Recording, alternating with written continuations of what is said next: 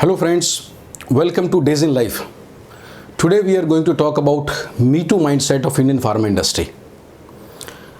But if you to understand this, we have to go back a little, almost say 40-50 years back. It was in the decade of 70s where number of brands used to be less in any molecule, maybe one brand, maybe two brands. Because not many competitors were there, not many companies were there. Now, whichever company has these brands, these company has their own strengths or weakness. So obviously these companies or these products were not available at all the retail counters, all the chemist level, and these companies were obviously not visiting all the doctors. Then it makes sense to launch more number of brands in the same molecules so that all these companies put together, they reach out to more number of doctors and the products are available to more number of retailers. So obviously it will reach to more number of the patient. So that was beginning of kind of Me Too in the pharma industry, because more number of brands start available of the same product, and that makes sense, that was required also. After that, it start becoming somewhere Me Too branding, means multiple companies are keeping similar kind of brand, maybe one or two letter here and there. Then companies start coming with the Me Too sales strategy, almost similar kind of things companies start doing. Then comes to companies start doing Me Too marketing strategy. And then it become Me Too manufacturer also. Now the one manufacturer is making 10 brand, 15 brand of the same molecule and different companies are marketing it.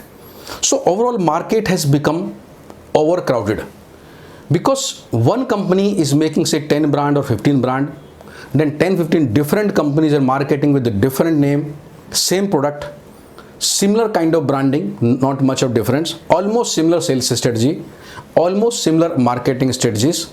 So then there is no question of differential, and pricing also by and large remain the same, not much of difference in the pricing also. So most of the companies launch the Me Too product and unfortunately then ask field staff to differentiate themselves in the doctor's chamber, which means where company was supposed to have differential product, instead they being not differential, or you can say instead they being differential, they expect that field staff to become differential in doctor's chamber. In the sales meeting, we give example to field force that so and so person or so and so company is selling the same product with the same input. Why can't you? So the onus of the differentiations lies on the poor medical rep or the poor frontline manager. A differentiation which was to be done by head office, say business head or the marketing manager, the poor field staff is made responsible for that. And when the field staff fails, then they are being trained to. Now they are trained to in what? That is separate story. Issue is about differentiation, and training normally goes in the soft skill. So your issue was something else and you are being trained to in something else, or maybe you are trained into product knowledge or maybe soft skill, most of these two cases, and issue lies in the differentiation. So obviously these kind of trainings is bound to fail, they does not succeed. And when this fails, when this medical reps fails after trainings also, then the pressure, firing, blame game, and some people start blaming, this community is like this. Community means as a medical rep or field people, the field people are like this.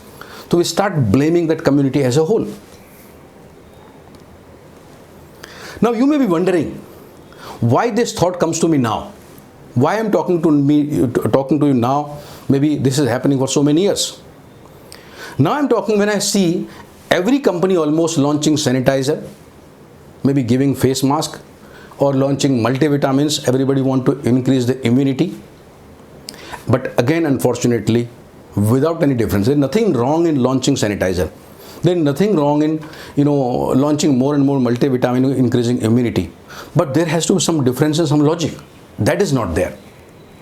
See, almost a month back, I was reading a news in Times of India, and that one day they mentioned that in last 1 month, Gujarat FDA has given approval to 66 companies for HCQ. If alone Gujarat FDA has given approval to 66 HCQ, then countrywide maybe more than 100.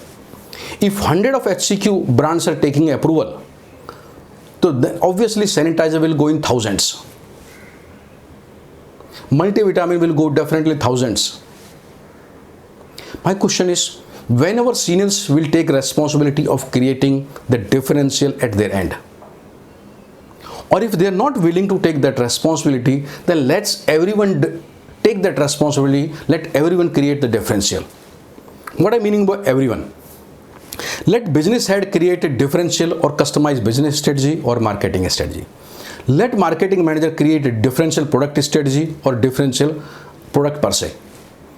Let training manager give the differential training, and when all these people are doing, then let us expect field person also to be differential in the selling.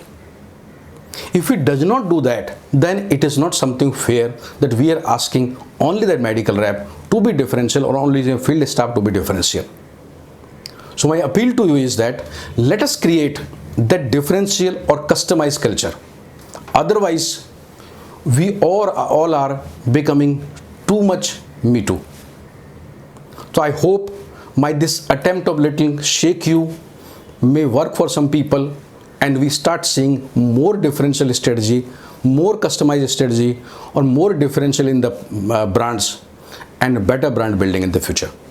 So thank you very much friends for watching us today. Thank you.